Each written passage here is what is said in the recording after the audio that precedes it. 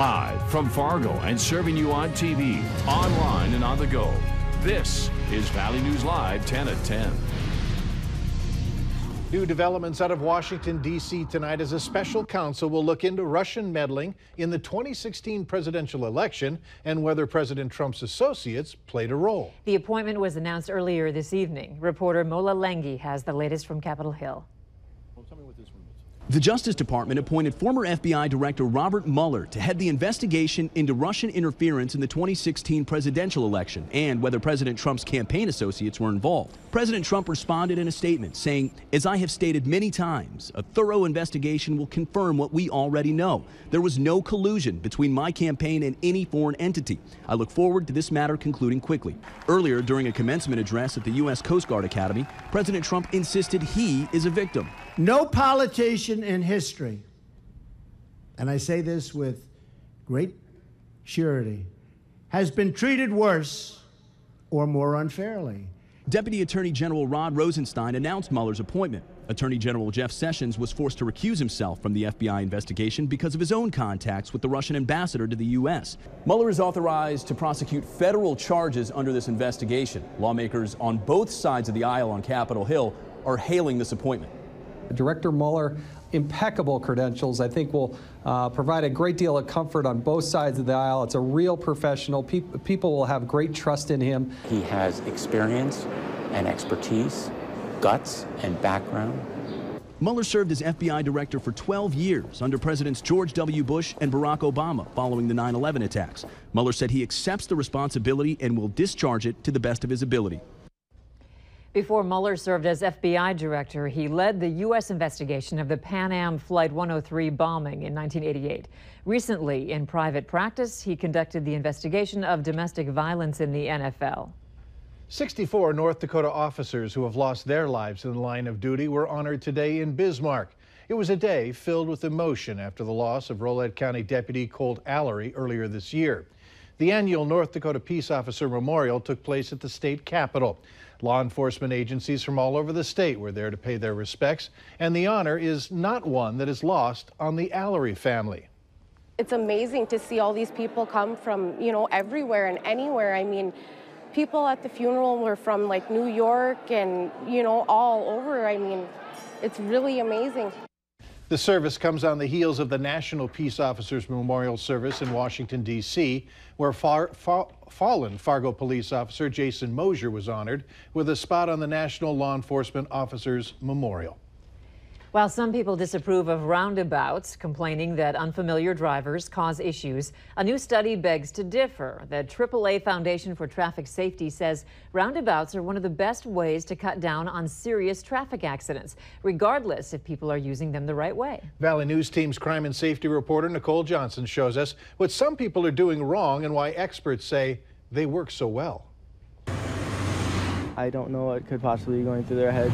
There are 35 roundabouts in North Dakota, 9 of them in Fargo, 7 in West Fargo, and possibly more in the future. I don't have a problem with it, but I feel like some people do. Drivers we talk to say they've seen it all. Yeah, not going when they should. Drive up on the curb, go over, they don't yield to the people coming in. One time we came from the one that's on, if you go 52nd to Minnesota, and there was someone with their boat that had tipped over. So I'm sure in some cases they're probably not good to be taking. For a lot of drivers, when to merge into the roundabout seems to be the biggest problem. Very dumb, kind of scary. Regardless, new data says even when people don't know how to use the roundabout the right way, it's still decreasing accidents significantly, cutting injury crashes by at least 78% and accidents where someone dies by 90%. According to the Federal Highway Administration, the majority of bad accidents happen at intersections like this one, where there are stop signs or traffic lights. I'd imagine they're confusing, especially when you're not used to them and don't know what exactly to do. I mean, there's no direction on how to use them necessarily. So if you aren't taking roundabouts the right way, here are some tips. Slow down, look to the left, yield to anyone already in the circle, find a safe gap, then go. Don't ever pass a car and use your blinker. Another new study finds drivers who signal not only help with yielding, but encourage others to use their blinker also. In Fargo, Nicole Johnson, Valley News Live. Another perk of roundabouts, experts say they cost taxpayers less money. Intersections with lights require more maintenance and electric fees. The anger and frustration is falling on deaf ears with the city. People in South Fargo say that's how they feel as the debate rages on over the proposed Bison Meadows development. The plan was revised to include nearly double the amount of plots to almost 400.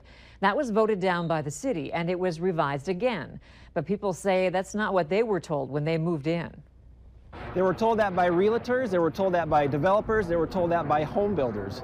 So when they come in and they build their homes here and they make the investment to live here, and then this changes, people feel deceived. There's a community meeting scheduled for tomorrow night to discuss the development. The tornado that ripped through the small town of Chetek, Wisconsin was officially an EF2 tornado at packed winds of up to 130 miles per hour.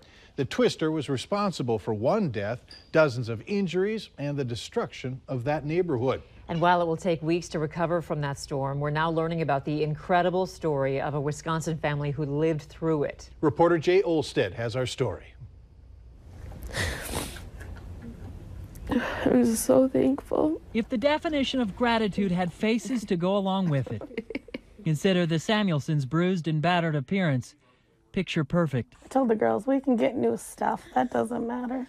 As long as we have each other, we're safe. That's all that matters. Lena, her youngest daughter Brenna, her oldest daughter Ashley, and Ashley's nearly 3-month-old son Nolan were in their mobile home when they began to hear the howling. I paused for a second to shut the door and was running back towards the bathroom, and then I just felt the whole place just go.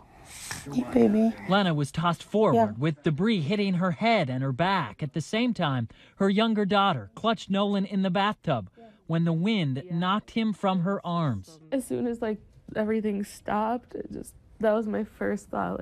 Where is he? Is he okay? For a few moments, they didn't know where he was until they heard him crying. He was right underneath me. I found him. Covered in sheetrock and insulation, a neighbor helped pull them out from their flattened home. Thank everybody for all their well wishes and prayers. Bloodied as they emerged, they were unable to recognize their own neighborhood. I didn't care if I was hurt. I just prayed that they made it, that they were okay. And they are. We got each other. A family focused not on what they lost, but what they still have. I can't even believe how we made it out of there.